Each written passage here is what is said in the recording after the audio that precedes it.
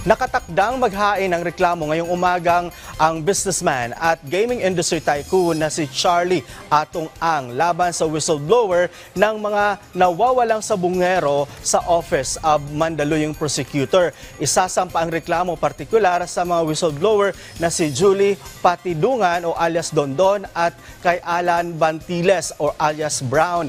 Naglalaman ang mga reklamo ng paniniwalaang si Patidungan at Bantiles ang nagkasala ng attempted robbery with violence and intimidation, grave threats, grave coercion, incriminating against innocent persons and slander laban kay Atong Ang. Dagdag pa ni Ang paulit-ulit na malisyosong akusasyon at patuloy na pagdidiin sa kanya ni Patidungan at Bantiles tungkol sa mga nawawalang sabungero o na umano'y hindi totoo ang lahat ng bintang. Nanawagan din si Ang sa publiko at ang mga miyembro ng media na iwasan ang nagpakakalat ng misinformation at maglalabas ng mga konklusyon na walang ebidensya.